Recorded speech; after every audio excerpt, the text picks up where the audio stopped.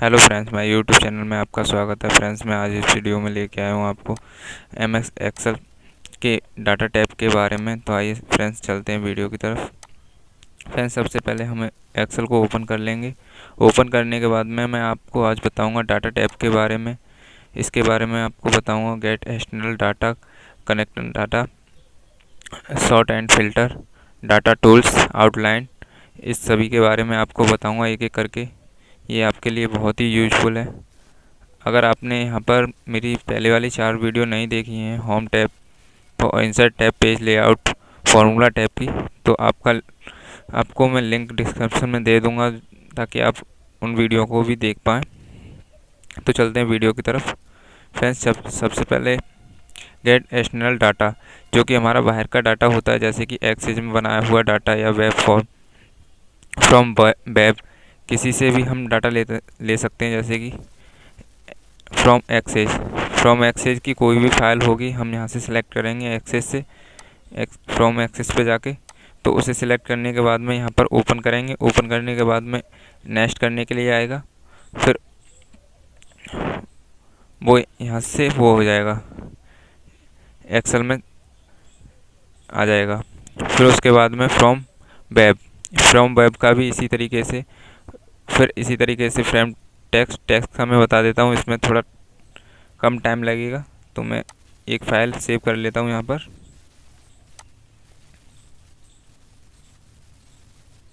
Notepad में बना के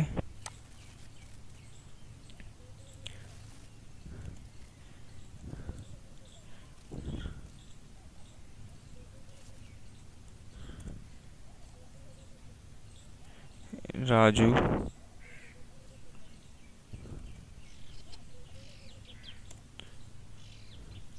देव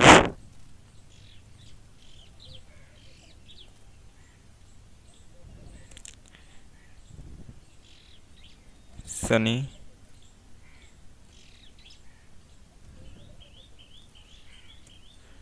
और साहिल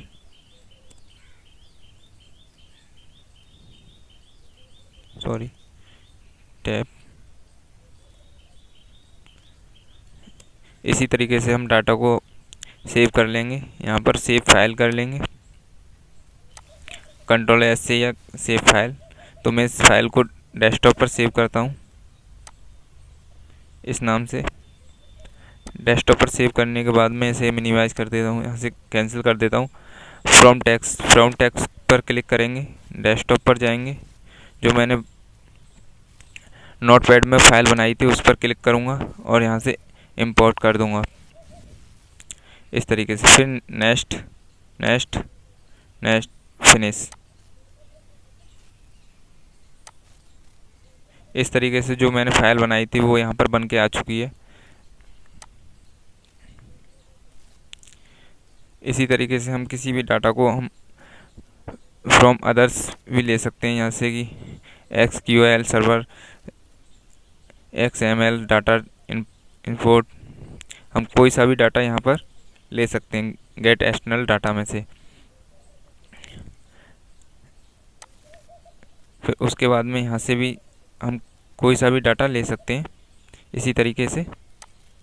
फिर उसके बाद में यहाँ पर रिफ्रेश, इस तरीके से, जैसे कि हम डाटा हम अपने चेंज कर लेते हैं। मैं अभी चेंज करके दिखा देता हूँ।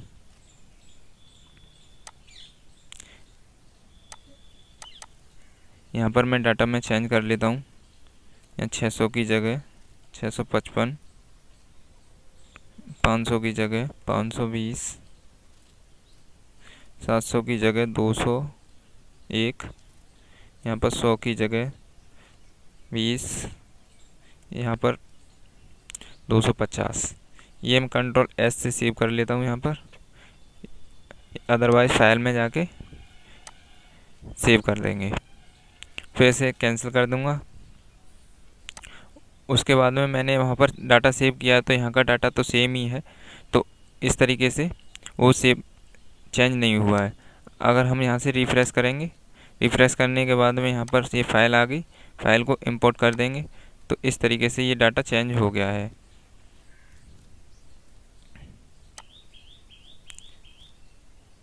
फिर उसके बाद में फ्रेंड्स यहाँ पर कनेक्शन, यहाँ ये कहाँ से लिया गया है, कनेक्शन में कहाँ से लिया गया है, इसकी एक प्रॉपर्टीज़ होती है। ये प्रॉपर्टीज़ में जैसे कि हम डाटा चेंज कर देते हैं तो यहाँ पर टाइम भी दे देते हैं रिफ़्रेश के लिए। ये यहाँ पर टाइम है 60 मिनट, 60 मिनट बल्कि 1 घंटे बाद अपन ऑटोमेटिकली डाटा चेंज के लिए मांगेगा।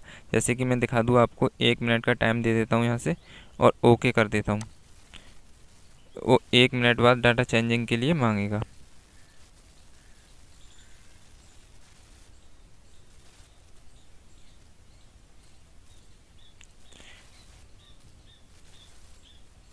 इस तरीके से, जैसे कि मैं आपको दिखा दूँ अभी, इसमें कुछ चेंजिंग कर देता हूँ।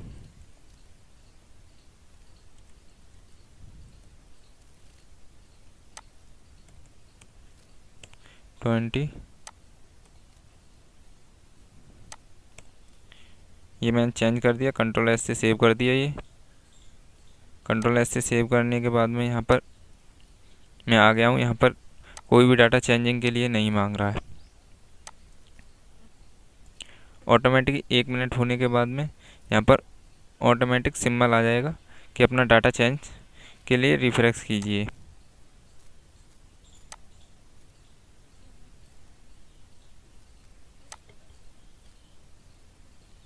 एक मिनट होते ही फिर उसके बाद में फ्रेंड्स यहाँ पर यह सॉर्ट या कॉलम, सॉर्ट और फिल्टर, यहाँ से हम किसी भी कॉलम को सीरीज बाय लगा सकते हैं। जैसे कि हमें column by A to Z या J to ऐड, इस तरीके से हम लगा सकते हैं इसको। इस तरीके से यहाँ से भी यही ऑप्शन है।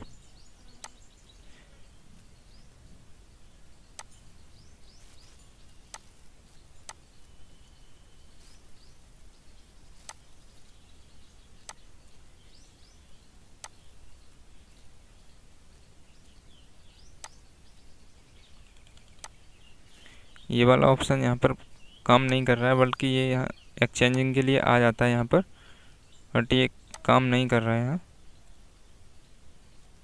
1 मिनट बाद भी नहीं कर रहा है इसको, शायद मेरे सिस्टम में सपोर्ट नहीं है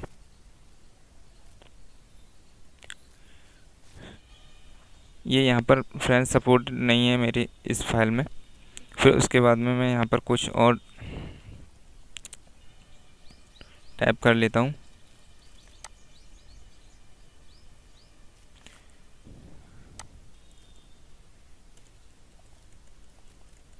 इस तरीके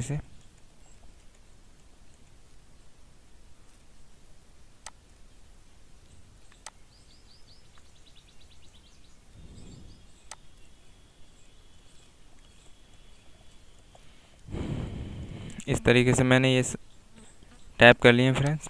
उसके बाद में A to Z करना चाहता हूँ, जैसे कि A to Z ABCD serial wise चले, और या J to ऐड A, इस तरीके से मैं करना चाहता हूँ ये शॉर्ट में। तो इस तरीके से हम यहाँ से कर सकते हैं। फिर उसके बाद में फ्रेंड्स फ़िल्टर, हमें फ़िल्टर लगाना है। जैसे कि इस पर फ़िल्टर लगाना है हमें, एस पर लगाना है। तो ऑल सेलेक्ट पे हटाएंगे, ओके। जितने भी एस के हैं, एस के आ गए ये। और फिर उसके बाद में यहाँ पर कोई और भी देना चाहते हैं, जैसे कि इस पर भी दे दें, इस पर भी दे दें। इस तरीके से हम फ़िल्टर लगा के भी निकाल सकते हैं इन्हें। फिर उसके बाद में फ्रेंड्स यहाँ पर हम नंबर्स पर भी दे देते हैं, जैसे कि मुझे ये वाले नंबर्स पर फ़िल्टर लगाने हैं। इस तरीके से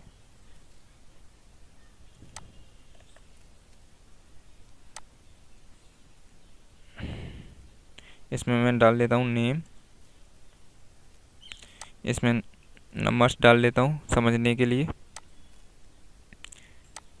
इस वाले फ़िल्टर को क्लियर कर देता हूँ। इस पर मैं फ़िल्टर लगाऊंगा इसमें से। तो इसी तरीके से हम यहाँ पर देखेंगे, यहाँ पर चेंजिंग आएगी तो हमारे A to Z वाले जितने भी हमारे कॉलम हैं उन्हीं में चेंजिंग आएगी।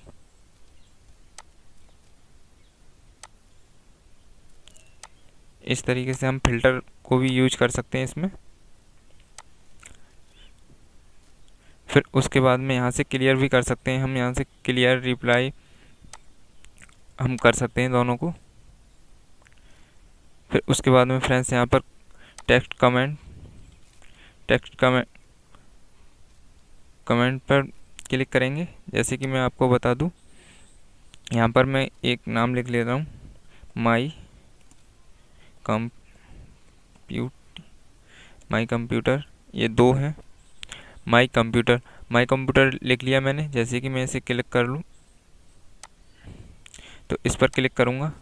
उस पर क्लिक करने के बाद में यहाँ फिसेट बिट पर क्लिक करूँगा। नेक्स्ट करने के बाद में जैसे कि ये देख रहे हैं आप कि यहाँ पर रो आ गई, माई अलग हो जाएगा और कंप्यूटर अलग, नेक्स्ट फिनिश। इस तरीके से अलग अलग कॉलम में हो जाएगा। हम कितना भी बड़ा डाटा क्यों ना यहाँ पर सेव कर लें। मान लीजिए मैं ये स्पेस लगा के ये कुछ लिख देता हूँ इसी तरीके से, तो मैंने काफ़ी बड़ा कर लिया ये। इसे सिलेक्ट करूँगा। सिलेक्ट करने के बाद में यहाँ पर इस तरीके से नेक्स्ट के लिए आप देख रहे हैं यहाँ पर ये अलग अलग हो गए हैं। अगर ये आप ही एक में चाहते हैं इसे, तो इस तरीके से हम कन्वर्ट कर सकते हैं। Next finish. इस तरीके से आपके ये अलग अलग कॉलम में आ चुके हैं। इसे रिमूव भी करना चाहते हैं तो रिमूव कर सकते हैं यहाँ से।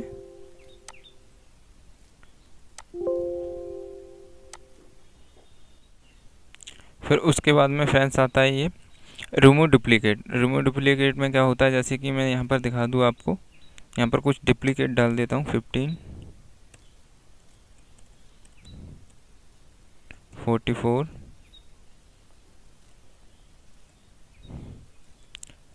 यहाँ पर रिमूव डुप्लीकेट में ये यहाँ से डुप्लीकेट हटा देगा। जैसे कि मैं इसे सिलेक्ट कर लूँ, यहाँ पर रिमूव डुप्लीकेट पर क्लिक करूँगा, रिमूव डुप्लीकेट, ओके।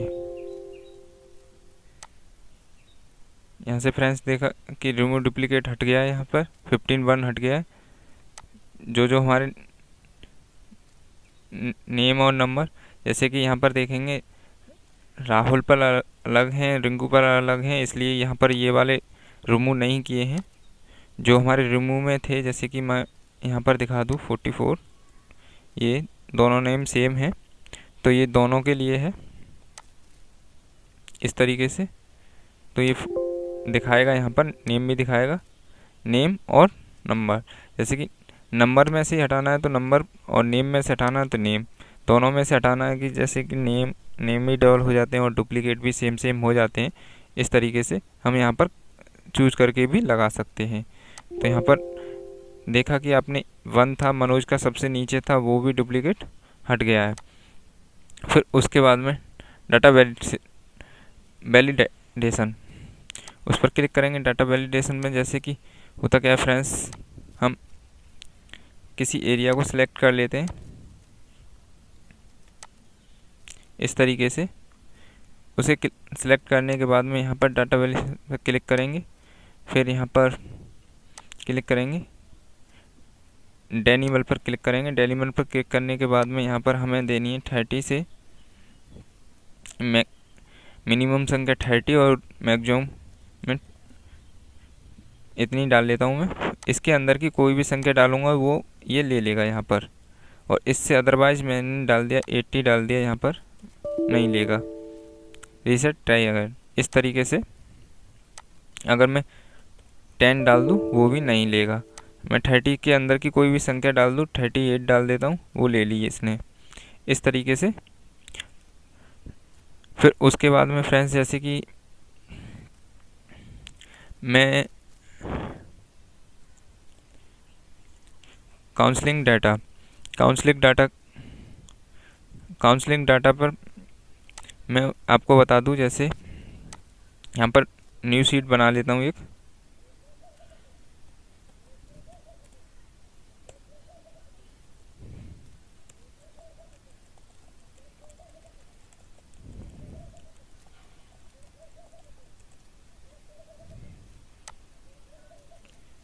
इस तरीके से मैंने न्यू शीट बना ली है ये। अब मुझे ये इस वाले रो में काउंसलिंग करनी है। बाद में आता है ये काउंसलिंग डाटा। काउंसलिंग डाटा पर क्लिक करेंगे। उस पर क्लिक करने के बाद में इस पर क्लिक करेंगे। इस पर क्लिक करेंगे, शीट 1 पर क्लिक करेंगे। शीट 1 को सिलेक्ट करेंगे इस तरीके से। शीट 1 को सिलेक्ट करने के बाद में ऐड, ये ऐड हो जाएगा। फिर दोबारा से इसी पर क्लिक करेंगे। उस पर क्लिक करने के बाद में शीट 2 पर क्लिक करेंगे इस तरीके से। इसको भी इसी तरीके से सिलेक्ट कर लेंगे। फिर यहाँ से इसे भी ऐड कर देंगे। टॉप रो यहाँ पर दिखा देंगे, टॉप रो लेफ्ट कॉलम, ठीक है। इस पर भी क्लिक कर लेंगे। टॉप रो लेफ्ट कॉलम, ये सब मर्ज होके आ चुका है यहाँ पर। ये हम यहाँ से देख सकते हैं ग्रुप में जाके। ये यहाँ पर दिखा रहा है इस तरीके से। हम ग्रुप में जाके भी देख सकते हैं और इसको क्रेडिट लिंक पर भी देखेंगे ये कहाँ से आया है। तो इस पर ओके करेंगे। इस तरीके से ये किस किस का मर्ज है, इस तरीके से हम देख सकते हैं यहाँ पर। बुक 1, बुक 2, बुक 2 ये दिखा रहा है यहाँ पर। इस तरीके से इसे सभी को देख सकते हैं हम खोल के।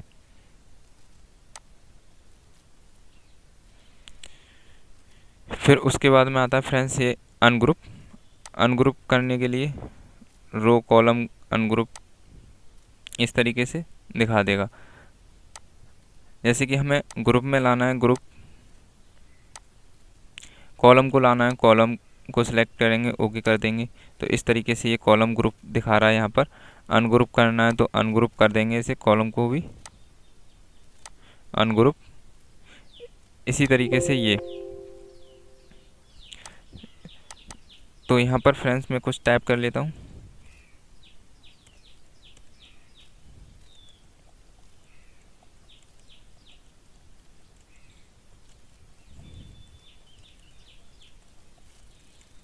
यहाँ सब टोटल पर क्लिक करूँगा। ओके ओके, ये दिखा रहा है यहाँ पर सब टोटल। यहाँ पर ऊपर वाले 3 नहीं लिए, तो इस तरीके से हम सब टोटल को भी ले सकते हैं। यहाँ पर सब टोटल में लिया है इसने, इसको सभी को टोटल करके 6, इसका ये टोटल है। फिर उसके बाद में इसका ये टोटल है। ऊपर वाले 11 नहीं लिए इसने, इसका इन दोनों का ये टोटल आ गया। इन दोनों का ये है, इसका ये टोटल आ गया। यहाँ पर नीचे दे दिया ग्रांड टोटल, सभी को प्लस कर दिया। इसे हाइड करेंगे तो यहाँ से हाइड कर देंगे, सॉरी यहाँ से हाइड कर देंगे। इस तरीके से शो करना चाहते हैं, शो हाइड इस तरीके से। तो फ्रेंड्स आज की वीडियो में सिर्फ इतना ही। अगर आपको ये वीडियो पसंद आई हो तो शेयर करें, लाइक करें, सब्सक्राइब करें एंड बेल आइकन को अवश्य दबाएं ताकि आने वाले हर वीडियो का नोटिफिकेशन आपकी स्क्रीन पर हो। Thank you so much.